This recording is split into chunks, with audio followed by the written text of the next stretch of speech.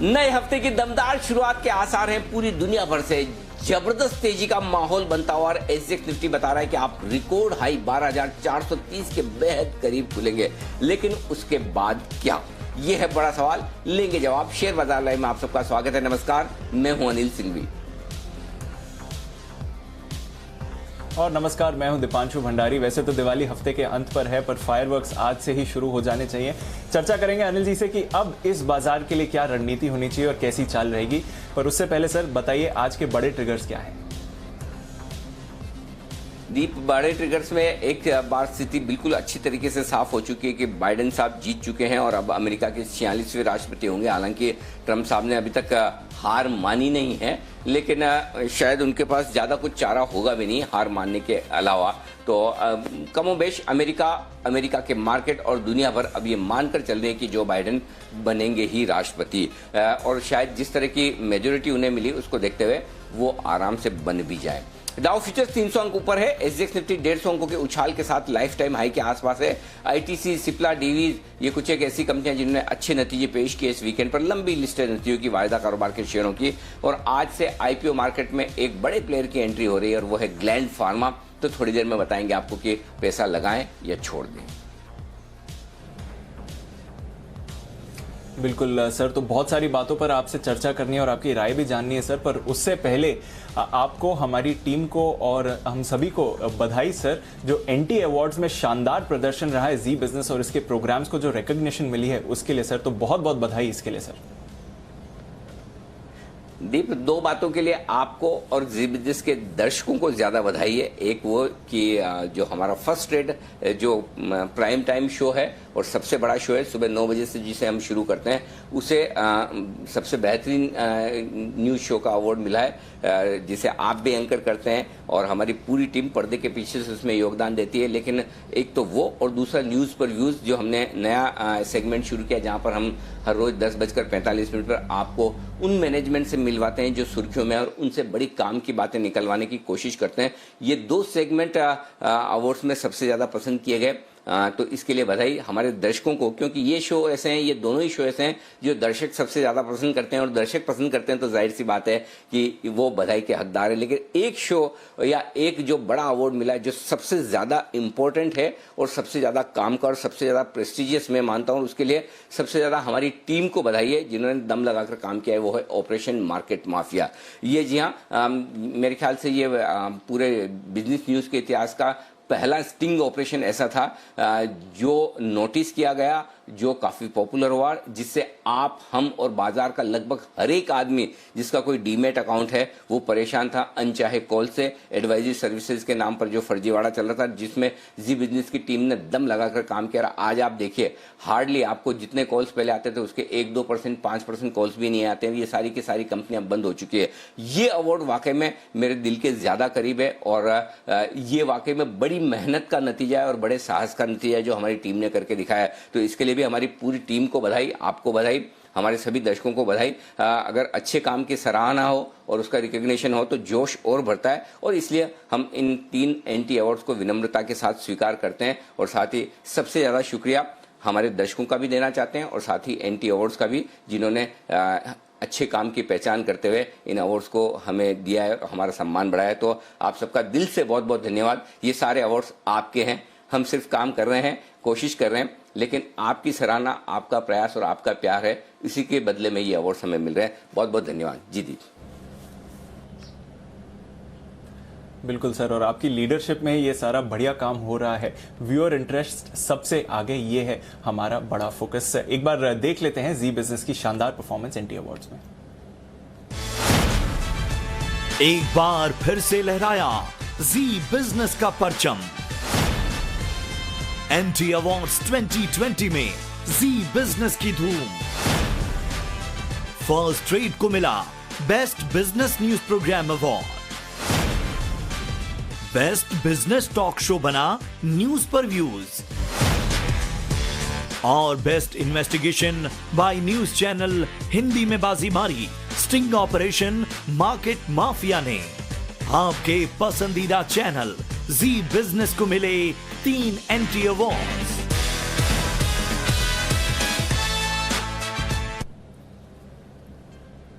तो जी बिजनेस का तो शानदार प्रदर्शन रहा एनटी अवार्ड्स में, और एक बार फिर से आप सभी को बधाई, और आपको स्पेशली अनिल सर। पर अब मार्केट्स की भी बात करें सर, दिवाली की तैयारी हो रही है।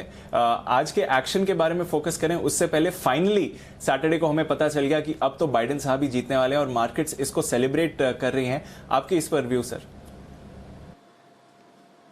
दीप, मुझे ऐसा लगता है कि साल 2020 मुझे लगता है कि मेरे 50 साल की उम्र में मैंने जिंदगी में शायद सबसे ज्यादा इसी साल से सीखा है।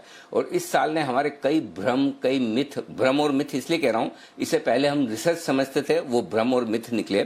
भ्रम और मिथ ये था कि कभी ऐसा हो नहीं सकता कि दुनिया एकदम स्टैंड स्टिल हो जाए, बंद हो जाए, सब अपने घरों में कैद हो जाए, जो कोविड ने करके दिखाया। और तब जिस तरह से बाजार टूटे, वो भी वो एक बार आप मान भी सकते हैं कि बाजार कभी भी बड़ा करेक्शन दे सकते हैं, लेकिन इतनी तेजी से बाजार टूटेंगे ये इतिहास में पहली बार हुआ है। तो दूसरा भ्रम वहां टूटा।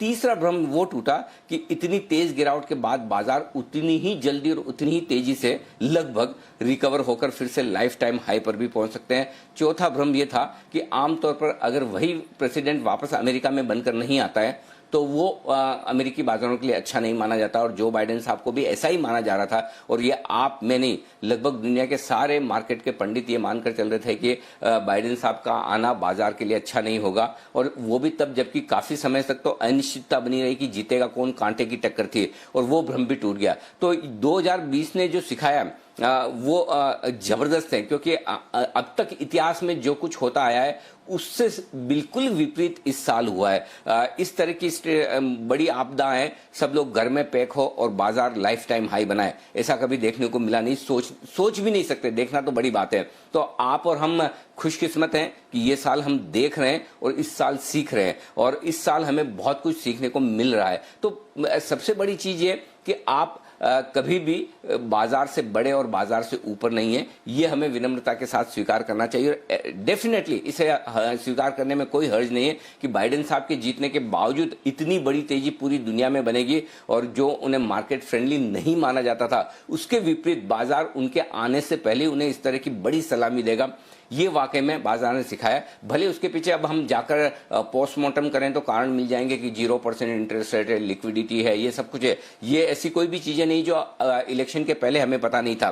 इलेक्शन के पहले भी पता था, अब तेजी को जस्टिफाई करने के लिए हम ये कह सकते हैं। लेकिन हकीकत बात यह है कि लगभग सब लोग दुनिया में इस बात का अंदाजा लगाने में विफल रहे कि बाइडेन के आने के बावजूद अमेरिका और दुनिया भर के बाजार इतनी तेजी दिखाएंगे। और ये वाकई में एक लेसन है कि आप इतिहास है, वर्तमान और भविष्य कभी भी इतिहास से अलग हो सकता है। ये काफी कुछ सीखने को मिला। तो अगली बार हम ये थ्योरी नहीं रखेंगे कि अगर अमेरिका के इलेक्शन के 3 या 4 महीने पहले S&P जिस लेवल पर रहता है उसी लेवल के हिसाब से रिजल्ट आता है। ये नहीं रखेंगे कि आमतौर पर अमेरिका में प्रेसिडेंट 2 बार आराम से चुन जाते हैं। 28 साल बाद ऐसा हुआ कि जो ऑलरेडी प्रेसिडेंट है वो चुनकर नहीं आए। तो बहुत सारी चीजें ऐसी हुई है 2020 में जो पहले कभी नहीं हुई, और उम्मीद करते हैं कि आगे शायद ना हो। आगे इतिहास रिसर्च को और ट्रेंड को मानता हुआ दिखे, लेकिन फिर भी जो कुछ हुआ अमेरिका में वो जबरदस्त है।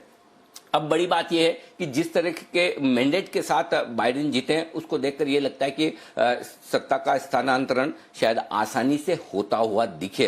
हालांकि ट्रंप साहब अभी भी अपनी हार मानने को तैयार हैं नहीं, लेकिन शायद वो लीगल लड़ाई में जाएंगे भी तो अब उनका केस कमजोर होता हुआ दिख रहा है, क्योंकि चाहे वो पॉपुलर वोट हो चाहे इलेक्टोरल वोट हो, दोनों में बाइडेन साहब ने जिस तरह की बढ़त हासिल की है वो अच्छा है। दूसरी बात, जिस तरह से आपके लिए शुरुआती संकेत आते दिख रहे हैं वो भी बड़े काम के हैं। शुरुआती संकेत में आप देख रहे हैं कि वो उदार वाली नीति की बात कर रहे हैं। वो कहीं कोई बिजनेसेस पर लगाम लगाने की बात नहीं कर रहे हैं। थोड़े दिनों में जब आज वो अपनी टीम की घोषणा करेंगे तब स्थिति साफ होगी, उनकी टीम में किस तरह के लोग होंगे और उनसे हमें क्या मतलब निकालना है। हम बग्गा साहब भी जुड़ेंगे, हम उनसे भी बात करेंगे कि अब आगे क्या। लेकिन ओवरऑल अगर आप देखें तो बाजार ने ये समझा है कि चलिए एक और नया राष्ट्रपति बन गया, और चुनाव के पहले की बात अलग होती है और चुनाव के बाद सत्ता पर आने के बाद की बात अलग होती है। तो चुनाव के बाद जब वो प्रेसिडेंट बनेंगे तो वो शायद उतने हार्ड टफ या बाजार या बिजनेसेस के लिए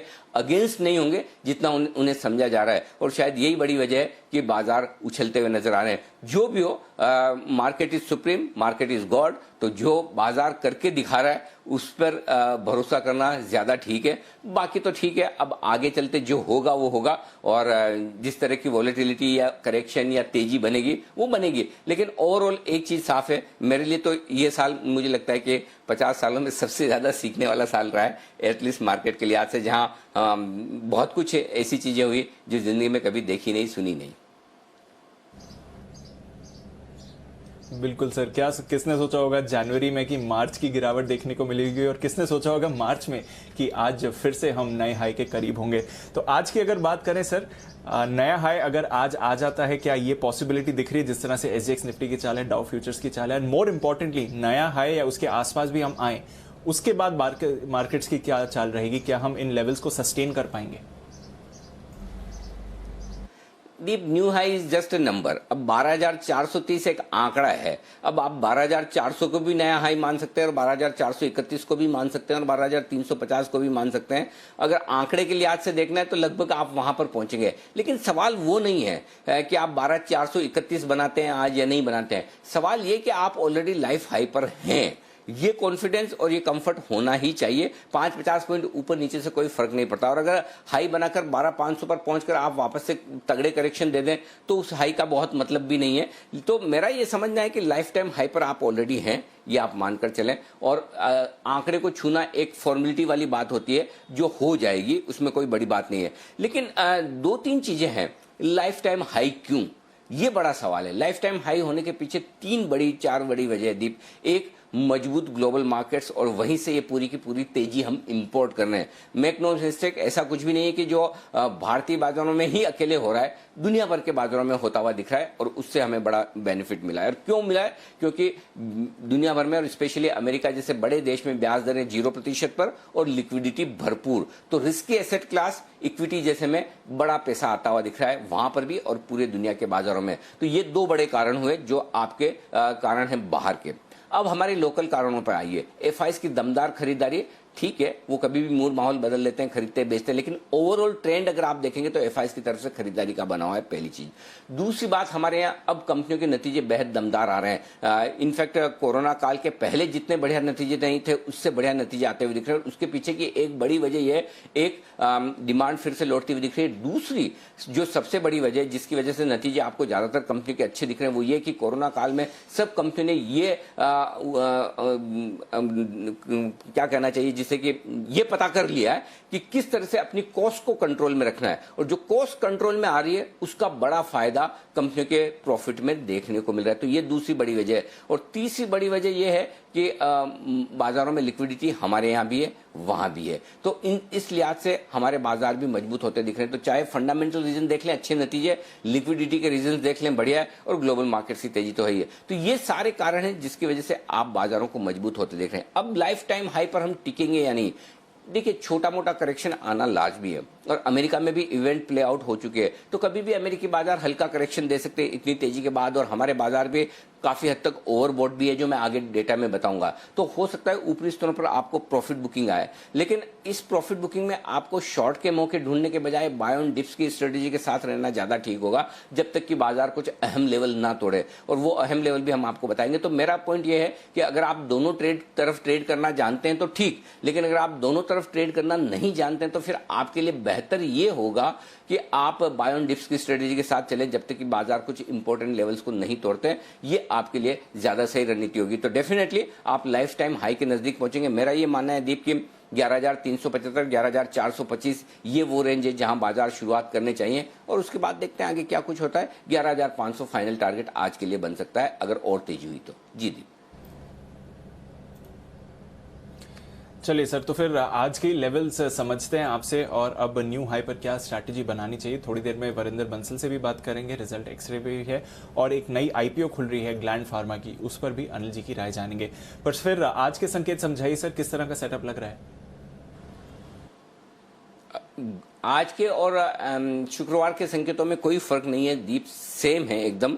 global positive, FIIs positive, DIIs negative, F and O के जरूर कॉशियस से अलर्ट लेवल पर डालें। तो अगर आज के संकेतों में कोई नेगेटिव संकेत आपको ढूंढना है तो सिर्फ एक ही है, वो है वायदा कारोबार के संकेत। इसके अलावा सारे संकेत परफेक्ट हैं, पॉजिटिव हैं।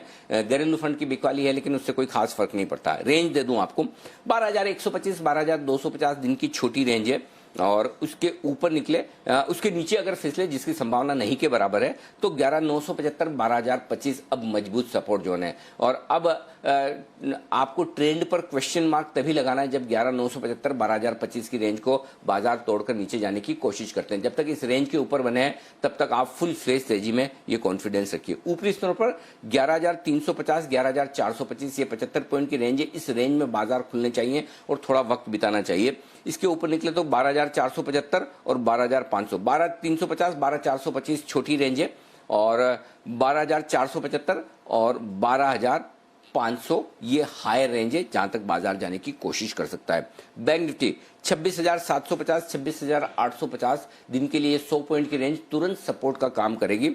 इसके ऊपर, इसके नीचे अगर गए, वैसे संभावना कम है, गए तो 26,000 26,300 अब निफ्टी के लिए बहुत मजबूत सपोर्ट है। और ट्रेंड पर क्वेश्चन मार्क या आपको डाउट तभी होना चाहिए जब 26,000 26,300 की रेंज को बैंक निफ्टी तोड़ने की कोशिश करे, जो कि बहुत मुश्किल लगता है। ऊपरी स्तरों पर 27,075 27,150 ये छोटी रेंज है। मैं उम्मीद करता हूं कि वहीं पर खुलेंगे। और उसके बाद की जो बड़ी रेंज है दीप, वो बड़ी इंटरेस्टिंग है, वो वाकई में काफी बड़ी है, क्योंकि वो अब आ रही है 27,800 से लेकर 28,050। तो इस 27,200 के ऊपर निकलकर टिकने के बाद जो नेक्स्ट बड़ा टारगेट निकल कर आता है बैंक निफ्टी का, वो 27,800 से 28,050 आता है। एक चीज ध्यान में रखिए, निफ्टी लाइफ टाइम हाई के नजदीक पहुंच रहा है। निफ्टी का लाइफ टाइम हाई हमने 20 जनवरी को देखा था 12,430 का, और बैंक निफ्टी का लाइफ टाइम हाई 20 जनवरी को जो बना था, माफ कीजिएगा 30 दिसंबर को, वो 32,613 का था। अभी हम 27,000 पर भी नहीं पहुंचे, वहां से 5,000 पॉइंट दूर है, लगभग 20% बैंक निफ्टी दूर है वहां से।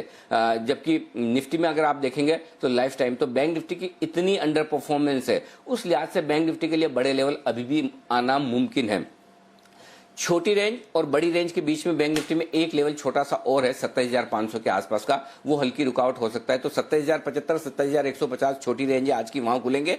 27,500 एक हल्की रुकावट का लेवल है, उसके बाद 27,800 28,050 नेक्स्ट बड़ा टारगेट बैंक निफ्टी के लिए आपको लेकर चलना है। जी दीप। बिल्कुल, तो ये है आपके लिए लेवल्स जहां पर आपको नजर रखनी है आज के लिए। दिन की रेंज क्या है आज के लिए सर? दिन की रेंज में आप देखिए 12,350 12,425 में सीधा 12,350 की ओपनिंग की उम्मीद, या इसके ऊपर की ओपनिंग की उम्मीद कर रहा हूं, इसलिए मैंने सीधा 12,350 दिया। वो भी क्यों दिया मैं बता दूं आपको। दीप, अब तक की सबसे हाईएस्ट क्लोजिंग जो हमें मिली है निफ्टी पर, वो मिली है 12,362 की, 12,362, और ये मिली है 14 जनवरी को। तो 14 जनवरी के बाद हम 14 नवंबर के आसपास समझ लीजिए, जहां दिवाली है उसके बेहद करीब आ रहे हैं, ठीक है ना। तो 10 महीनों के बाद लाइफ टाइम हाई पर क्लोजिंग जो है उसके पास पहुंचे, तो पहला लेवल उस लिहाज से 12,362 का होता है, 12,362 का, और उस लिहाज से मैंने उसके थोड़ा सा नीचे सपोर्ट दिया। तो 12,350 12,425 दिन की छोटी रेंज है, 12,275 12,475 दिन की मीडियम रेंज है, और बड़ी रेंज 12,125 से लेकर 12,500 की निकलकर आती है। ये आपके लिए रेंज हो गई। अब आइए बैंक निफ्टी, 26,800 27,150 दिन की छोटी रेंज है, 26,500 27,500 मीडियम रेंज है, 26,300 से 27,800 की ये बड़ी रेंज बैंक निफ्टी के लिए डीप निकल कर आती है। कुछ और डेटा मैं आपको बता दूं, एफआईज की तरफ से नेट लॉन्ग पोजीशन बढ़कर 67% हुई है। देखिए, आपको याद होगा इस सीरीज की शुरुआत में हम कह रहे थे, पिछले मंडे को ये बात हो रही थी कि ये 40% की जो पोजीशन है एफआईज की नेट लॉन्ग, ये सबसे बड़ा ट्रिगर है जो एफआईज की शॉर्ट कवरिंग और खरीदारी को ट्रिगर करेगा। और वहां से देखिए किस तरह की दमदार खरीदारी उनकी होती दिख रही है। अब भी 67% पे। अब एफआईज ऐसा तो नहीं कि अंडर ओन्ड है, लेकिन ओवरबोट भी नहीं है। ओवरबोट कब होगा वो भी मैं आपको अभी बता दूं, और वो होंगे लगभग 75% या इसके ऊपर। 75% के आसपास एफआईज के नेट लॉन्ग इंडेक्स में पहुंचे। देखिए, एक एक डेटा को समझकर आप इस्तेमाल करना शुरू कीजिए। एफआईज के लॉन्ग पोजीशन के डेटा को हमने इस बार करेक्शन में बहुत सही लेवल पर 11,535 का जब लो बनाया था, इसी पॉइंट पर कहा कि यहां से बढ़िया तेजी बनेगी। अब 75% 78% की रेंज में एफआई नेट लॉन्ग पहुंच जाए, वहां पर आपको सावधान हो जाना है कि इससे ज्यादा एफआई नहीं खरीदेंगे।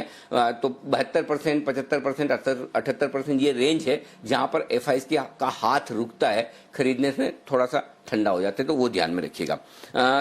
दूसरा, पुट कॉल रेशियो। आज के सेशन में सिर्फ और सिर्फ एक ही नेगेटिव है आज बाजार में, और वो हायर पुट कॉल रेशियो 1.77, 1.77 का पुट कॉल रेशियो, इसमें कोई डाउट नहीं ओवरबॉट है। और अगर आज गैप से खुलेंगे, थोड़ी और खरीदारी होगी, 185, 190 तक इंट्राडे में पुट कॉल रेशियो पहुंच जाता है, तो वो ओवरबॉट है, वहां से फिर करेक्शन आना लाजमी होता है। अब जरूरी नहीं कि हर बार बाजार डेटा पर रिएक्ट करे, तो आज करे, कल करे, सुबह करे, दोपहर में करे, ये कहना मुश्किल है। लेकिन higher put call ratio 185, 190 definitely आपको ये कहता है कि कूद कर मत खरीदिए, इंतजार कीजिए। तो मेरा ये समझना है बहुत गैप से खुले तो ये पुट कॉल रेशियो आपको ऊपर की तरफ ब्रेक लगा सकता है, और फिर थोड़ा 50, 75, 100 पॉइंट नीचे आ जाए तब वापस से आपको खरीदारी करनी चाहिए। तो हायर पुट कॉल रेशियो एकमात्र आज का बड़ा डेटा है जो नेगेटिव है। इस डेटा को आप इग्नोर मत कीजिए, ऊपर के लेवल पे सावधानी रखिए। मैं ये नहीं कह रहा कि आप सब बेचकर निकल जाएं, भरपूर शॉर्ट करें, जी नहीं। इसका मतलब सिर्फ ये कि जब आप खरीदने का मन बना रहे हैं तो आप आने दें अपने लेवल पर आपको एक हल्का फुल्का करेक्शन मिलेगा 75-100 पॉइंट का, वहां से आप फिर से एंट्री कीजिए। इसका मतलब ये है विक्स कंफर्टेबल है 2% नीचे। जी दीप। बिल्कुल, तो थोड़ा पीसीआर ओवरबॉट है, एफआईज की ओवरबॉट पोजीशन की तरफ मूव करते हुए दिख रहे हैं, पर मार्केट सेटअप वैसे काफी पॉजिटिव है। एग्जिस्टिंग पोजीशन सर, इसके बारे में बताइए, ये इंटरेस्टिंग होगा, क्या करना चाहिए? 12,250 का स्टॉप लॉस रखिए इंट्राडे के लिए, और क्लोजिंग बेसिस पर आप 12,125 का स्टॉप लॉस लगाकर रखें। और जो लोग कम रिस्क लेना चाहते हैं वो 12,250 का भी स्टॉप लॉस क्लोजिंग बेसिस पर रख सकते हैं, लेकिन सही स्टॉप लॉस 12,125 का है। बैंक निफ्टी अगर आपकी शॉर्ट है तो इंट्राडे स्टॉप लॉस होगा आपका 26,500 का, और क्लोजिंग बेसिस पर स्टॉप लॉस 26,300 का निकल कर आता है। थोड़ा दूर है, लेकिन बैंक निफ्टी मूव भी इतने बड़े दे रहा है कि मुझे दूर के देने पड़ रहे हैं। शॉर्ट पोजीशन जिसकी है होनी तो नहीं चाहिए। शुक्रवार को भी हमने यही बात की थी कि आप अपनी शॉर्ट काट के जाइए, लेकिन फिर भी अगर आपकी है तो 12,375 अब ये स्टॉप लॉस रख लीजिए आप अपनी शॉर्ट पोजीशन पर। इंट्राडे भी क्लोजिंग वो मैं इसलिए बता रहा हूं कि 12,362 का हाई आपको मिला है क्लोजिंग बेसिस पर 14 जनवरी को, उसके आप ऊपर अब बंद होता है तो फिर शॉर्ट क्यों रहना? वैसे भी नहीं रहना है, लेकिन फिर तो बिल्कुल ही नहीं रहना। ये आपके लिए 12,375। इंट्राडे वालों को तो जहां खुले हुए ही शॉर्ट काट लेना चाहिए, क्योंकि उनका तो स्टॉप लॉस 12,300 के ऊपर ही ट्रिगर हो जाता है। बैंक निफ्टी पर 27,200 आखिरी उम्मीद के तौर पर आप रखना चाहें, वैसे तो आपकी शॉर्ट होनी नहीं चाहिए, लेकिन अगर है भी तो 27,200 के ऊपर आप बैंक निफ्टी से भी शॉर्ट काट ले। उसके बाद 300 से 600 पॉइंट तक की बैंक निफ्टी में भरपूर तेजी बनने के आसार हैं। अगर आप 12,300 के 27,200 के ऊपर टिक जाते हैं, 27,500, 27,800 तक जाने की, और उसके बाद 28,050, 28,150 की ये फाइनल टारगेट बैंक निफ्टी की निकल कर आती है। नई पोजीशन जो बनाना चाहते हैं उनके लिए दीप खरीदारी करनी है 12,250 के स्टॉप लॉस के साथ, 12,375, 425, 475, 500, ये 4 लेवल के लिए खरीदारी करनी चाहिए। जो बेचना चाहते हैं, अब 2 चीजें हैं, एक बड़े एग्रेसिव ट्रेडर 12,425, 30 के आसपास लाइफ टाइम हाई पर भी एक चांस ले सकते हैं, लेकिन जो पैसिव इन्वेस्टर हैं, जो बहुत एग्रेसिव ट्रेडर नहीं है, उन्हें इंतजार करना चाहिए। उनके लिए बेचने के लिए सही जगह हो सकती है, अगर बेचना चाहें तो। ना बेचना चाहें और उससे मूड आपका बदलता है एक शॉर्ट कॉल लेने से, तो वो करे भी ना। तो बाय ऑन डिप का मूड अगर आप रखना चाहते हैं तो फिर इंतजार करें नीचे। और जो शॉर्ट करना चाहते हैं 12,475, 12,500 की रेंज में शॉर्ट कीजिए। स्टॉप लॉस आपका 50 पॉइंट का होगा 12,550 का, 12,435, 12,400 2 लेवल नीचे के, 12,375, 12,325 और 12,300 ये टारगेट हैं जिनके लिए आपको करनी है निफ्टी में वाली। बैंक निफ्टी खरीदिए 26,800 के स्टॉप लॉस के साथ, 27,075, 27,150 इनके आसपास आप खुलेंगे। इसके बाद 2 छोटे लेवल बीच में निकल कर आते हैं, 27,250, 27,400, फिर जो बड़े लेवल है वो 27,500 और 27,800 के आपके लिए बैंक निफ्टी पर है। वो आगे के फाइनल टारगेट आज बनते हैं। उसके बाद 28,050, 150 होते हैं। मैंने कहा कितने लिखूंगा, तो यहीं पर 27,800 पे भी आके मैं रुक गया हूं। जो लोग शॉर्ट करना चाहते हैं वो 27,800, 28,050 की रेंज में शॉर्ट कीजिए, और स्टॉप लॉस 28,200 का स्ट्रिक्ट लगा लीजिए। 27,500, 27,300 और 27,200 तक के टारगेट के लिए आपको यहां पर करनी चाहिए बिकवाली। ये है आपके लिए निफ्टी और बैंक निफ्टी पर ट्रेड। तो दीपा, जो ट्रेडर्स आराम से शॉर्ट करना चाहते हैं वो इंतजार करें 27,800 तक का। कुछ एग्रेसिव ट्रेडर शायद 27,500 के आसपास चांस ले सकते हैं, लेकिन स्टॉप लॉस आपका स्ट्रिक्ट 50-75 पॉइंट का ही होना चाहिए, उससे ज्यादा रिस्क आप शॉर्ट साइड पर 50-75 पॉइंट से ज्यादा की ना रखें। ट्रिगर हो जाए हो जाने दें, आपको लगेगा कि ये हो गया, लेकिन कोई ज़्यादा बड़ी रिस्क लेके बैंक निफ्टी में शॉर्ट करने का कोई सेंस नहीं है, करना ही नहीं चाहिए। अगर आप स्किल ट्रेडर हैं तो इसके बारे में सोचें। जी दीप। बिल्कुल, तो मौके का इंतजार करें और लेवल्स पर ध्यान रखें, ये बहुत जरूरी है आज के लिए।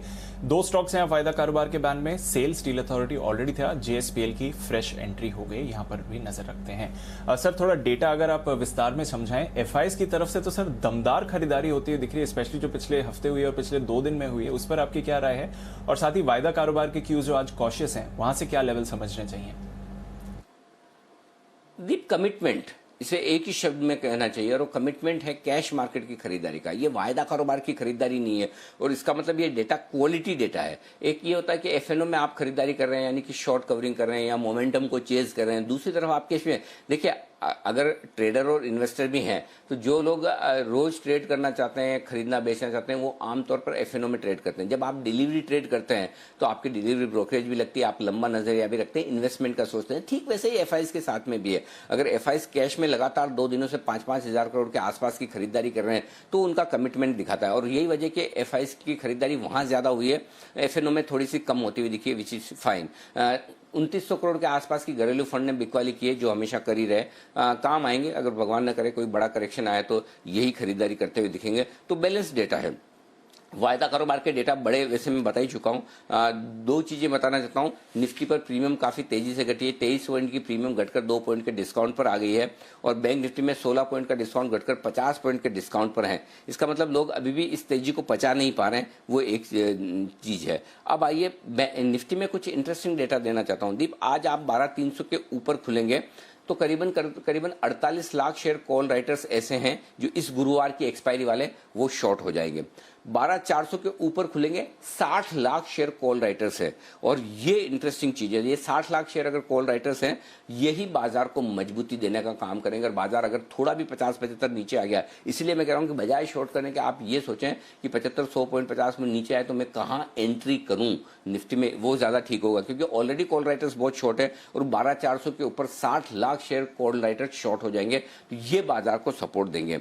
ऊपर में हल्की सी रुकावट 12,500 के आसपास है, वो भी हल्की सी, 19 लाख शेयरों का हाईएस्ट ओपन इंटरेस्ट है, तो 12,400 12,500 उसके बाद आपकी रेंज हो जाएगी गैप से खुलने के बाद। अगर 12,400 के ऊपर टिक जाते हैं शॉर्ट कवरिंग आएगी। तो एक चीज तो क्लियर है, निफ्टी में शॉर्ट्स हैं, और 12,400 के ऊपर 60 लाख शेयरों का शॉर्ट होना कम नहीं है। अब आइए बैंक निफ्टी। बैंक निफ्टी आप जैसे ही 27,000 के पार खुलेंगे, लगभग 19 लाख शेयर आपके बैंक निफ्टी में शॉर्ट हो जाएंगे। तो 19 लाख शेयरों का अगर ओपन इंटरेस्ट ये अगर कवर होने आते हैं तो 27,150 27,200 आने ही है। उसके बाद 27,400 500 तक की रेंज आराम से बैंक निफ्टी में बन सकती है, ये भी हो सकता है। तो दोनों तरफ सीरीज की शुरुआत में शुक्रवार को थोड़े शॉर्ट्स हैं वायदा कारोबार में, निफ्टी में भी बैंक निफ्टी में, जो कवर होने को तैयार है। तो आपको शॉर्ट कवरिंग का सहारा मिलेगा ही, ये चीज ध्यान में रखिए। ऐसे में जो बेस्ट स्ट्रेटेजी होगी वो ये होनी चाहिए, बड़े गैप से खुलने के बाद तेजी की पोजीशन में आप, चूंकि पुट कॉल रेशियो ओवरबॉट है, वहां पर आप अपना प्रॉफिट बुक करें, इंतजार करें 75-100.50 में निफ्टी फिर से नीचे आता है, वहां से टुकड़ों में फिर से खरीदना शुरू करें, ताकि आपको दोनों तरफ का ट्रेड मिले। हायर पुट कॉल रेशियो पर एग्जिट करना है, और शॉर्ट पोजीशन चूंकि है तो वहां से आपको नीचे के लेवल पर वापस से खरीदारी करनी है। ये बेस्ट वायदा कारोबार के डेटा को दोनों तरफ ट्रेड करने का आपका तरीका होना चाहिए। जी दीप। बिल्कुल अनिल जी, इंटरेस्टिंग डे है ट्रेड का, इन लेवल्स पर हम नजर रखेंगे। चलिए आपको बता देते हैं कौन से खबरों वाले स्टॉक्स हैं जहां पर आपको एक्शन आते हुए दिखेगा। थोड़ी देर में वरिंदर बंसल से भी रिजल्ट एक्सरे पर चर्चा करेंगे, पर उससे पहले जो आईपीओ आज खुलने वाला है उस पर सबसे पहले नजर डालते हैं। अनिल जी, ग्लैंड फार्मा क्या राय है आपकी इस पर? मार्केट का तो काफी इंटरेस्ट है, आप क्या कहेंगे? दीप, कंपनी बढ़िया है, इसमें कोई डाउट नहीं है, और बहुत ही दमदार कंपनी। लेकिन अब यही है कि इसमें देखिए, मैं बताऊं 2-3 चीजें क्या अच्छी है। इनके जो एनडीए है वो अच्छे खासे अप्रूव्ड है, लगभग 250 एनडीए ये ऑलरेडी यूएस एफडीए से अप्रूव करवा चुके हैं। तो पाइपलाइन बहुत स्ट्रांग है, आगे भी कुछ और एनडीए जो वहां से अप्रूव होने हैं।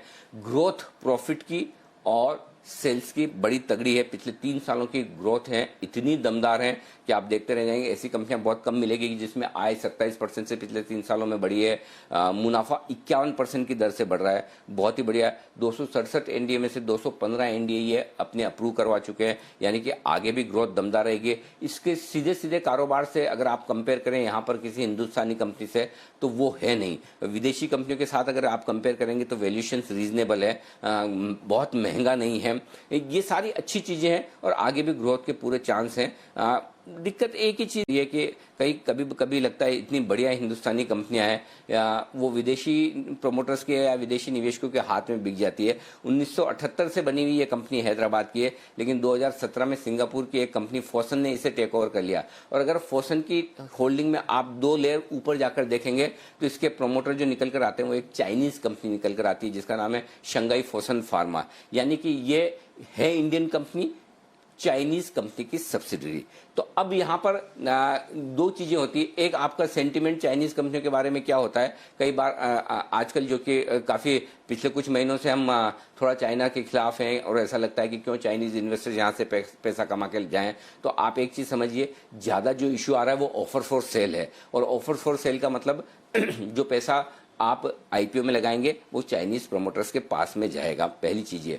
तो ये तो ठीक है, एक टेक्निकल बात है। लेकिन दूसरी चीज जो है, वैसे कंपनी के fundamentals, financials, balance sheet, growth देखेंगे, कहीं कोई दिक्कत नहीं है। दिक्कत सिर्फ और सिर्फ एक जगह है, और वो ये कि अगर चाइना को लेकर कल को किसी भी तरह के रेगुलेशंस में, नियमों में, कानून में भारत सरकार बदलाव करती है तो वो एक रिस्क हमेशा आपके लिए रहती है। और इसीलिए इन दोनों चीजों को ध्यान में रखते हुए मैं अपनी न्यूट्रल राय रख रहा हूं। जहां अगर ये चाइनीज प्रोमोटर वाली कंपनी नहीं होती, मैं 100% आपको कहता है कि इस आईपीओ में पैसा लगाना चाहिए। लेकिन चूंकि चाइनीज कंपनी वाली प्रोमोटर्स वाली कंपनी है, तो एक चीज तो क्लियर कट है, आप सिर्फ लिस्टिंग गेन के लिहाज से बिल्कुल न लगाएं पैसा। लिस्टिंग गेन के लिहाज से नहीं लगाना है, लॉन्ग टर्म के लिहाज से लगाना है। तो ये रिस्क को ध्यान में रखते हुए कि चाइना को लेकर कभी भी किसी भी तरह की बात बिगड़ जाए तो उसका असर लगभग सारे चाइनीज इन्वेस्टमेंट पर इंडिया में पड़ेगा। इस कंपनी पर भी पड़ सकता है, पड़े ना पड़े मुझे नहीं पता, लेकिन वो रिस्क हमेशा है। तो उस लिहाज से हाई रिस्क इन्वेस्टर्स जो लॉन्ग टर्म का सोचते हैं और इस रिस्क को ध्यान में रखकर पैसा लगाना चाहते हैं, वही लगाएं। बाकी शॉर्ट टर्म के लिए सिर्फ लिस्टिंग गेन के लिए बनेगा, मैं ये नहीं कह रहा कि लिस्टिंग गेन नहीं बनेगा, लेकिन आप अपने सेंटिमेंट और अपने भावनाओं को ध्यान में रखते हुए करें। मैं फिर कह दूं एक बार, कंपनी अच्छी है, बिजनेस अच्छा है, आगे भी ग्रोथ है, लेकिन जो एक तलवार हमेशा लटकी हुई रहेगी कि चाइना का इन्वेस्टमेंट है, और अगर भारत सरकार किसी तरह के कोई इसमें कदम उठाती है आगे चलते हुए, किसी तरह की कोई बात बनती बिगड़ती है, तो उसका असर इस कंपनी पर भी पड़ेगा, ठीक उसी तरह से जैसे दूसरे कई सारे चाइनीज इन्वेस्टमेंट इंडिया में। हालांकि आप ये कह सकते हैं, मैं भी जानता हूं कि अचानक से तुरंत इतना जल्दी होने वाला नहीं है। अमेरिका और चीन ट्रेड वॉर को लेकर सालों से लड़ रहे हैं, ये सब चीजें चलती रहती है, लेकिन फिर भी वो एक हल्की रिस्क है जो आपको ध्यान में रखनी है। तो हाई रिस्क इन्वेस्टर्स वो लगाएं, और वो भी लॉन्ग टर्म के लिए। शॉर्ट टर्म में लिस्टिंग पे छोटा मोटा प्रॉफिट बन जाए वो एक अलग बात है, अगर आप वो रिस्क लेना चाहते हैं तो ठीक है। अदरवाइज जो कम रिस्क लेने वाले इन्वेस्टर्स हैं वो छोड़ भी दें, भले ही पैसा बने लेकिन वो छोड़ सकते हैं। बिल्कुल सर, तो ग्लैंड फार्मा के आईपीओ ये है आपके लिए पूरी राय, अपने रिस्क के हिसाब से ही यहाँ पर आप निवेश कर सकते हैं। चलिए, और कौन से स्टॉक्स हैं जहाँ पर आपको नजर रखनी है ये आपको बता देते हैं। हमारी रिसर्च टीम हमारे साथ है, पूजा, देवांशी, मानसी और आशीष। गुड मॉर्निंग पूजा, बताइए आज के खबरों वाले स्टॉक्स और ट्रिगर्स क्या हैं? Good morning. पहले से अगर शुरुआत करें तो बड़ी निफ्टी कंपनी और वायदा बाजार से तो कोई कंपनी नहीं है, लेकिन कैश सेगमेंट से आज ढेर सारी कंपनीज अपने नतीजे घोषित करेंगी, तो वहां आप नजर रखिए। कुछ बड़े ट्रिगर्स हैं और अहम ट्रिगर्स में रिजर्व बैंक ने मार्केट ट्रेडिंग में के घंटों में बदलाव कर दिया है। 9 नवंबर से यानी कि आज से 10 से 3:30 तक ट्रेडिंग हो सकेगी। ये एक अपडेट है। यहाँ पर नजर में काफी सारे प्रोजेक्ट्स के फाउंडेशन स्टोन आज रखने वाली है, तो ये भी एक अहम इवेंट होगा जहां पर हमारी नजर रहेगी। और 3 बजे प्रेस कॉन्फ्रेंस होगी coal and mine minister Prahlad Joshi की, जिसमें कि कुछ बड़े ऐलान कोल माइन ऑक्शन को लेकर हो सकते हैं। ये कुछ अहम फिगर्स हैं जहाँ पर कि हमारा फोकस रहेगा। अब आते हैं नतीजों पर। निफ्टी से आईटीसी ने अपने नंबर घोषित किए हैं। नंबर हल्के हमारे अनुमान से बेहतर है। अगर आई की बात करेंगे तो 4% की गिरावट दर्ज हुई है। मार्जिन 39% से घटकर 30% कंपनी ने घोषित किए। हम 35% की ग्रोथ का अनुमान कर रहे थे। सिगरेट वॉल्यूम ग्रोथ की अगर बात करें तो वहां पर 12% की गिरावट दर्ज हुई है। हम 7 से 10% की वॉल्यूम ग्रोथ एक्सपेक्ट कर रहे थे, गिरावट की एक्सपेक्टेशन कर रहे थे। तो ये आईटीसी के नंबर्स हैं। इसके अलावा वायदा बाजार से अशोक लेलैंड नंबर्स अनुमान से बेहद कमजोर, आय में 28% की गिरावट दर्ज हुई है, मुनाफे से घाटे में आ चुकी है कंपनी और मार्जिन के फ्रंट पर भी नंबर्स कमजोर ही नजर आ रहे हैं। इसके अलावा टाटा कंज्यूमर के प्रोडक्ट्स काफी अच्छे दिख रहे हैं, हर फ्रंट पर ग्रोथ है, आय में करीब 18.5% की ग्रोथ इस बार दर्ज हुई है, मुनाफे में 33% की बढ़त इस बार कंपनी ने दर्ज की। वेदांता के नतीजे मिले जुले हैं, आय में 4% की गिरावट दर्ज हुई है, मार्जिन काफी, लेकिन कामकाजी फ्रंट पर अगर देखेंगे तो नंबर काफी बेहतर नजर आ रहे हैं, मुनाफे में 40% के आसपास की गिरावट दर्ज हुई है। एक और खबर है वेदांता से जुड़ी जहां पर कि आपको नजर रखनी है। कंपनी का कहना है, उन्होंने रिपोर्ट किया है कि अब तक Q1 में कंपनी को करीब $30 करोड़ पेरेंट कंपनी से मिल चुके हैं 7% के एग्जिट के भाव पर, लेकिन ऑडिटर्स का कहना है कि जो भी लोन दिया गया है कंपनी को ये फेयर वैल्यू से कैलकुलेट नहीं किया गया है और इसको लेकर कुछ सवाल उठाए जा रहे हैं। तो ये जो कुछ तमाम खबरें निकल कर आ रही है वेदांता से जुड़ी, इस पर आपको नजर रखनी है। इसके अलावा REC भी आज फोकस में रहेगा, नंबर्स काफी अच्छे आए हैं, आय में 15% की बढ़त, मुनाफे में करीब 65% से ज्यादा की बढ़त इस बार कंपनी ने दर्ज की है। अब आते हैं कैश सेगमेंट पर। DFM फूड से अपने नंबर्स घोषित किए, नंबर्स अच्छे हैं, आय में करीब 4% की बढ़त है, कामकाजी स्तर पर देखेंगे तो वहां पर भी एक ग्रोथ नजर आई है, मार्जिन 11.9% से बढ़कर 12% आया, हालांकि मुनाफे में दबाव देखा गया है 30% का। मॉन्टे कार्लो फैक्टरिंग के नंबर्स भी कमजोर है, आय में 35% की गिरावट, मुनाफे में 34% की गिरावट कंपनी ने दर्ज की है। और आखिर में बात करते हैं क्रेडिट एक्सेस ग्रामीण की, यहाँ पर भी नंबर्स कमजोर हैं, ब्याज से आय में 8.5% की गिरावट दर्ज हुई है, मुनाफे में 22% की गिरावट दर्ज हुई है, एसेट क्वालिटी के फ्रंट पर भी नंबर्स कमजोर नजर आ रहे हैं। ओके, ढेर सारे नतीजे हैं, कुछ और नतीजे हैं देवांशी के पास। गुड मॉर्निंग देवांशी, बताएं। Good morning Deepanshu. आज सबसे पहले शिपिंग कॉर्पोरेशन ऑफ इंडिया, यहाँ पे नतीजे हल्के से कमजोर आते हुए दिखे। जो मुनाफा है वो इस बार इनका घटता हुआ दिखा है, घाटे में आती हुई दिखी है कंपनी। 41 करोड़ का घाटा हुआ है, पिछली बार कंपनी को 142 करोड़ का मुनाफा होता हुआ दिखा था। आय इस बार 13% तक कम हुई है और मार्जिन्स भी आप देखिए इस बार कम होते हुए इस बार जो कामकाजी मुनाफा है वो 13% तक घटता हुआ दिखा, लेकिन मार्जिन्स इस बार 18% से बढ़कर 24% पे आते हुए दिखे हैं। गल्फ ऑयल लुब्रिकेंट्स, इसके तिमाही आधार पर नतीजे काफ़ी मजबूत आते हुए दिखे हैं। आय इस बार 70% तक बढ़ती हुई दिखी है।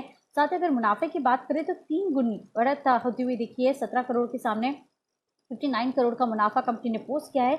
मार्जिन्स भी आप देखिए 10.5% से बढ़कर 19% पे आते हुए दिखे, अच्छे नतीजे हैं। एस्ट्रल पॉलीटेक्निक के भी अच्छे नतीजे आते हुए दिखे हैं। आय इस बार 10% तक बढ़ती हुई दिखी है, साथ ही मुनाफे में 7% की बढ़त है। कामकाजी मुनाफा 20% तक बढ़ता हुआ दिखा है। मार्जिन्स इस बार 17.5% से बढ़कर 19% पे आते हुए दिखे। GNFC थोड़े से मिले जुले नतीजे हैं, क्योंकि आप देखिए जो मार्जिन्स हैं वो 9% से बढ़कर 17% जरूर होते हुए दिखे हैं। जो मुनाफा है वो भी 67% तक बढ़ता हुआ दिखा है, लेकिन आय इस बार करीब 10% तक कम होती हुई दिखी है। VRL लॉजिस्टिक्स मिले जुले नतीजे हैं। आय इस बार 16% तक कम होती हुई दिखी है। मुनाफे में भी 11% तक की गिरावट देखने मिली है, लेकिन मार्जिन्स इस बार बढ़ते हुए दिखे। जो इनके कामकाजी खर्च थे वो हल्के से कम होते हुए दिखे हैं। साथ ही बॉर्मर लॉरी, इनके भी नतीजे इस बार कमजोर आते हुए दिखे हैं। आय 5% तक कम होती हुई दिखी और जो मुनाफा है उसमें 28% तक की गिरावट इस बार आती हुई दिखी है। मार्जिन ऑलमोस्ट फ्लैट आते हुए दिखे। FTC के नतीजे अच्छे हैं इस तिमाही में। आय 7% तक बढ़ी है। कामकाजी मुनाफे में 40% से ज़्यादा की बढ़त देखने मिली है। मुनाफा इस बार बढ़ता हुआ दिखा है अन्य आय के चलते, और मार्जिन आप देखिए 21% से बढ़कर 28% तक बढ़ता हुआ दिखा है। लॉकडाउन के चलते जो फूड कारोबार है यहाँ पे अच्छा इम्पैक्ट होता हुआ दिखा है। साथ ही इप्का लैब्स नतीजे अच्छे हैं। आय इस बार 6% तक बढ़ती हुई दिखी है। कामकाजी मुनाफे में 36% की बढ़त आती हुई दिखी है।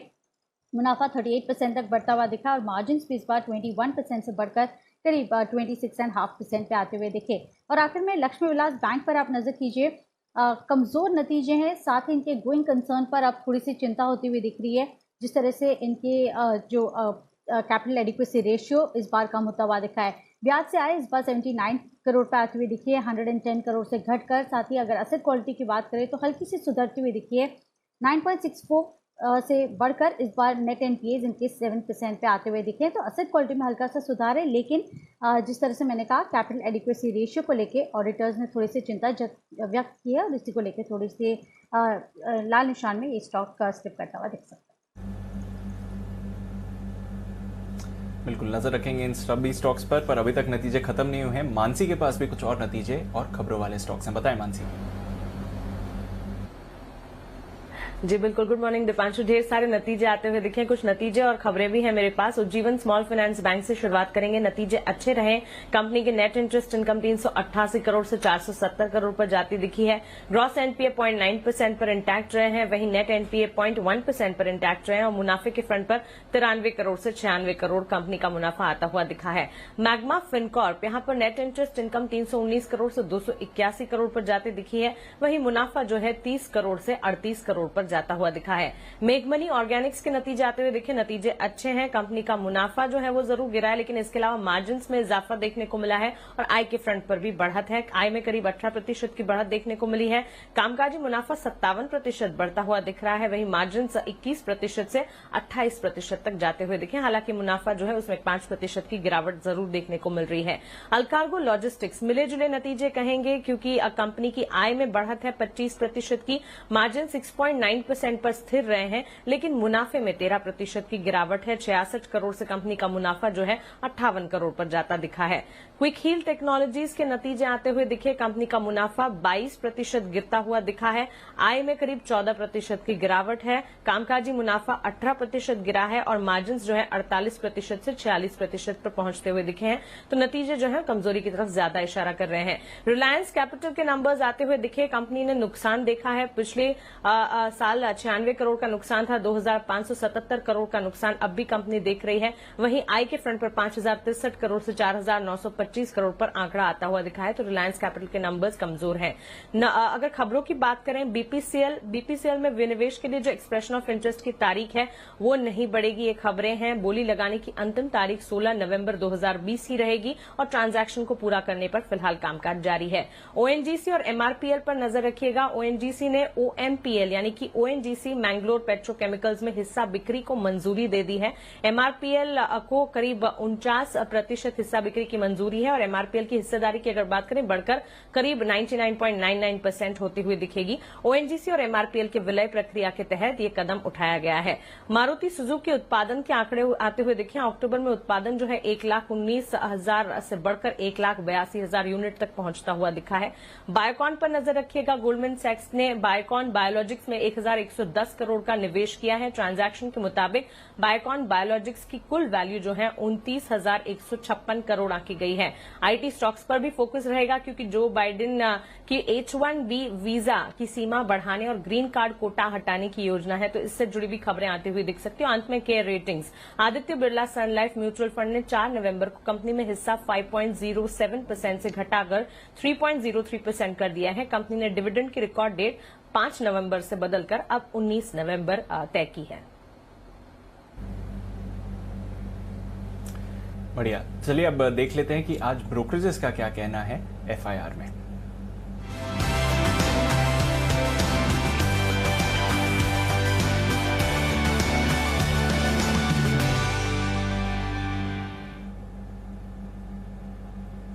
गुड मॉर्निंग आशीष, बताइए आज कौन कौन सी रिपोर्ट्स हैं। गुड मॉर्निंग दीपांशु, ढेर सारी रिपोर्ट्स हैं। सबसे पहले देखिए सिप्ला नतीजे बढ़िया देखने को मिले। सभी ब्रोकरेज हाउस की रिपोर्ट जो है पॉजिटिव है। सीएलएसए ने इनफैक्ट रेटिंग को अपग्रेड कर दिया है। अब आउट परफॉर्म की रेटिंग को बदलकर ये खरीदारी की राय दे रहे हैं।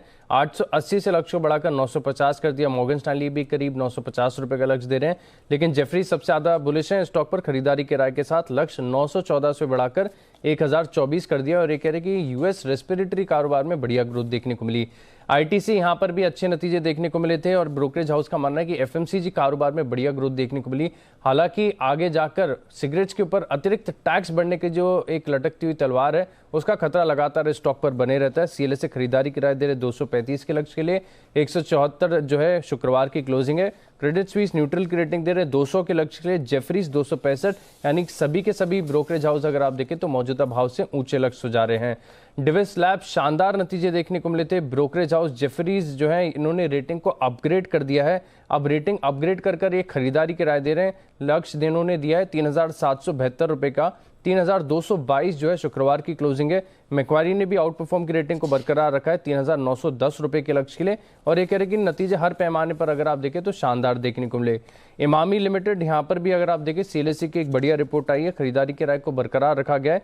लक्ष्य 325 से बढ़ाकर 450 कर दिया है। 365 के आसपास की शुक्रवार की क्लोजिंग है, कह रही कि कारोबार में बढ़िया ग्रोथ देखने को मिल रही है और आगे जाकर जो लॉन्ग टर्म ग्रोथ प्रोस्पेक्ट्स हैं वो भी बढ़िया देखने को मिल रहे हैं। बालकृष्ण इंडस्ट्रीज एक और अच्छे नतीजे, नोमिरा की रिपोर्ट है, खरीदारी किराए को बरकरार रखा है, 1728 रुपए के लक्ष्य लिए 1450 जो है शुक्रवार की क्लोजिंग है। ये कहने की एग्री मार्केट में बढ़िया बढ़त के चलते नतीजे अच्छे देखने को मिले। एस्ट्रल पॉली सीएलएसए की रिपोर्ट है, आउट परफॉर्म की रेटिंग को बरकरार रखा है, लक्ष्य जो है 1020 रुपए से बढ़ाकर 1090 रुपए कर दिया है और जो है 1164 जो है शुक्रवार की क्लोजिंग है। ये कह रहे कि ऑल अराउंड बीट परफॉर्मेंस यानी नतीजे हर पैमाने पर अगर आप देखें तो उम्मीद से बेहतर देखने को मिले। फिलहाल के लिए आखिरी रिपोर्ट है उज्जीवन स्मॉल फाइनेंस बैंक पर, नोमिरा की रिपोर्ट है जहां पर रिड्यूस की रेटिंग को बदलकर अब ये न्यूट्रल की रेटिंग दे रहे हैं, यानी रेटिंग को अपग्रेड कर दिया गया है। लक्ष्य 215 से बढ़ाकर 250 का किया है। ये कह रहे कि बुरी खबरें जितनी भी स्टॉक्स में है वो डिस्काउंटेड नजर आ रही है, कलेक्शन एफिशिएंसी इंप्रूव हुई है जिसके चलते स्टॉक पर पॉजिटिव है। रिपोर्ट जिन पर रहेगा आज फोकस, और आप करते हैं फोकस नतीजों पर ही। वक्त है वरिंदर रिजल्ट एक्सरे का।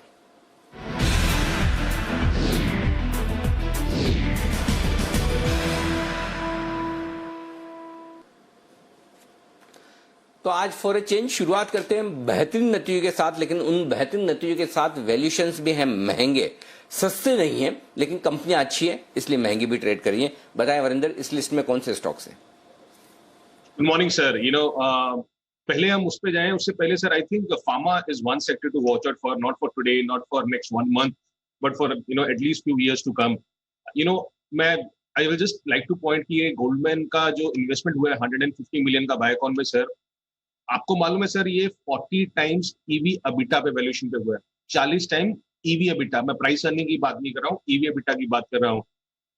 आपको बायोकॉन का ये जो बायोलॉजिक्स डिवीजन है उसका वैल्यू ऑलरेडी $4 बिलियन हो चुका है सर, 4 बिलियन, जिसका मतलब है कि सिंजीन और Biocon biologics it's 88% of Biocon का जो आज का जो ईवी है। सो आप सोचिए कि अपने को पता भी नहीं चला, बट सिंजीन और बायोकॉन बायोलॉजिक्स एटलीस्ट 90% बायोकॉन का बन गया। So that is the kind of valuation जो इस सेक्टर को मिल रही है। दूसरा सर जो पॉइंट है जो आई थिंक इंपॉर्टेंट था कि डोमेस्टिक फार्मा का जो नंबर आया था अक्टूबर में, that was up by 9.5%, 9.6% for October compared to 4.5% growth in September. So अगर किसी को लगता है कि हाँ यार सेकंड क्वार्टर अच्छा था, थर्ड क्वार्टर, फोर्थ क्वार्टर अच्छा नहीं होगा, तो अक्टूबर के नंबर्स देखिए, 9.6% ग्रोथ आया, which is actually double of what happened in September. So very very strong domestic numbers, coming in the pharma space.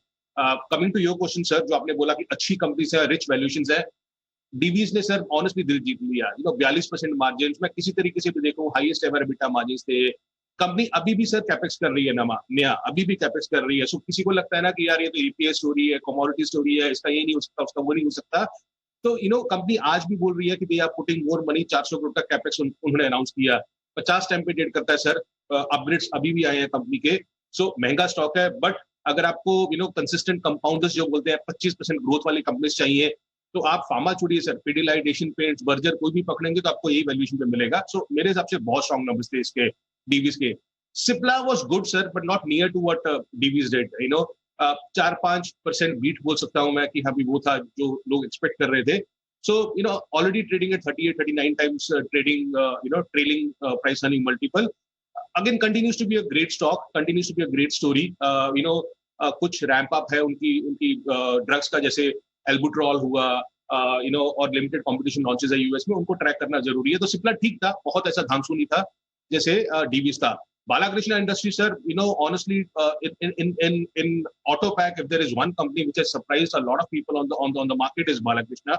Numbers किसी तरीके से देखिए सर, बहुत ही शानदार आए थे। आप देखिए सर 34%, 34% मार्जिन करती है सर। बाकी आप मुझे बता दीजिए कौन सा कंपनी ऑटो पैक में या कोई भी ऐसा कंपनी है जो 34% मार्जिन कर चुका है।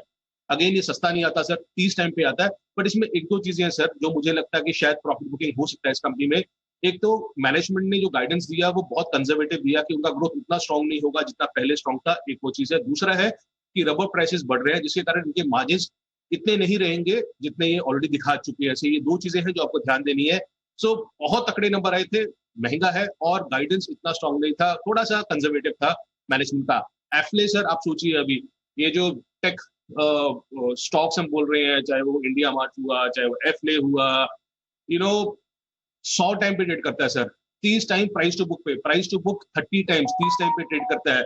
नंबर्स बहुत शानदार थे, क्योंकि उनका बेस छोटा है तो नंबर्स आपको बहुत शानदार दिखेंगे, बट सस्ता किसी ढंग से नहीं है। 40% आरओसी करता है ऑफकोर्स, तो नंबर बहुत शानदार थे, but again I am not that impressed because the only thing is it's very very very okay okay हाँ, और अच्छे नतीजे और रीजनेबल वैल्यूएशंस वो कंपनियां कौन सी हैं आपके लिए?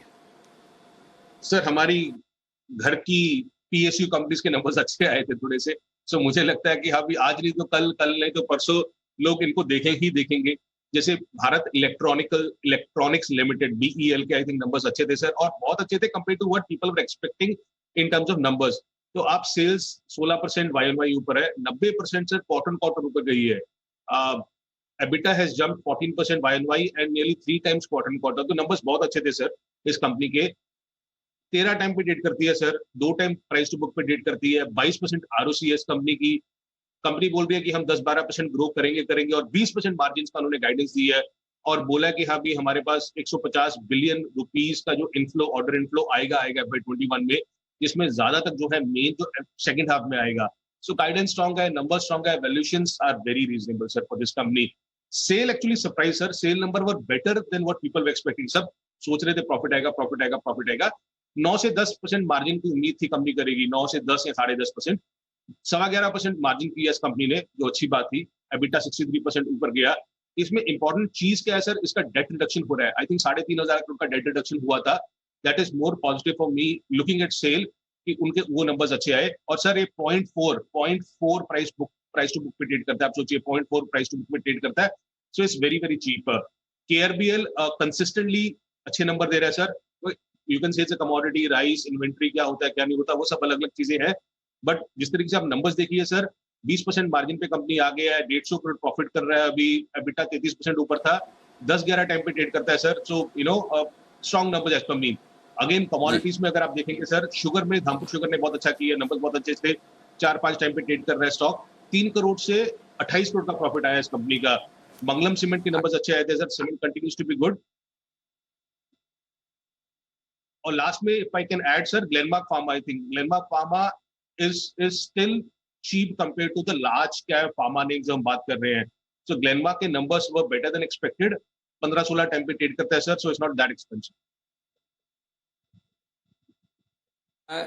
कमजोर नतीजे और महंगे शेयर जहां पर थोड़े क्वेश्चन मार्क हैं, होल्ड करें, निकल जाएं, वो बताइए सर। एम्बर एंटरप्राइज, अभी मैं ये डिक्सन और एम्बर का मैं कुछ बोल नहीं सकता, नंबर्स कितने भी खराब आते हैं स्टॉक ऊपर जाता है, because people are looking at कि क्या हो सकता है। तो एम्बर में क्या था, सेल्स 35% नीचे थी, EBITDA 40% नीचे था, प्रॉफिट 80% नीचे था, बट अभी भी 100 टाइम पे ट्रेड करता है stock. So lot of opportunities for this company, but at least इस क्वार्टर में नंबर्स उसके नहीं आए और बहुत महंगा है। नियोजन chemical sir pharma is doing much much much better than chemicals. नियोजन के numbers very ordinary numbers, EBITDA 5% ऊपर था, प्रॉफिट 4% नीचे था, 50 टाइम पे से ट्रेड कर रहा है। आप सोचिए नियोजन का valuation is more than what Divi's is trading eight. So you can understand मैं क्या बोलूं। ओके खराब नतीजे जो आपको लगता है खराब लेकिन ऑलरेडी डिस्काउंटेड है sir. Actually I will really watch out for United breweries today कि वो कैसे करेगा, क्योंकि नंबर्स इसके किसी भी तरीके से अच्छे नहीं आए थे। एस्टिमेटेड था 23 से 24% जो है इसका वॉल्यूम नीचे होगा, बट 48% इसका वॉल्यूम डिक्लाइन हुआ। सो जितना उम्मीद था उससे बहुत गंदे नंबर्स आए। ये स्टॉक अभी भी सर 30% अवे है 52 हाई से, 7 टाइम प्राइस टू बुक पे ट्रेड करता है। ऑनेस्टली इतना सस्ता नहीं है, स्टॉक यार कभी सस्ता रहा भी नहीं है, बट क्या this is the worst quarter what this company has seen, तो वो आज मालूम चलेगा। भेल again sir, hope continues, numbers अच्छे नहीं थे, सेकंड क्वार्टर इन रनिंग की उसके नंबर्स खराब आए हैं, दूसरा क्वार्टर है जहाँ पे EBITDA लॉस आया है। बट सर भेल is a company which is trading at 0.3 price to book, ठीक है ना, तो उसलिए लोग आ सकते हैं इसमें। वेस्टलाइफ डेवलपमेंट जो मैकडॉनल्ड्स का पिज्जा जो है उसका है, again this company has not done well. Last 3 quarter में इसने लॉस किया है, जिसका 118 करोड़ लॉस है, और लॉस पे लॉस हो रहा है। महंगा स्टॉक है, but again it's a story which people want to have in their basket. Let's see कि कैसे करेगा कैसे नहीं करेगा। शोभा, हम रियल एस्टेट की बात करते रहते हैं sir, Sobha this quarter was very bad, profit was down 75%, but ये एक ऐसी रियल एस्टेट कंपनी है जो 1.2 प्राइस टू बुक पे ट्रेड करती है, 37% away from 52 week high. So let's see if people are excited to come into this company और not. Okay तो ये है सारे रिजल्ट्स जिन पर आप करेंगे फोकस। बहुत बहुत शुक्रिया वरिंदर आपका हमारे लिए वक्त निकालने के लिए।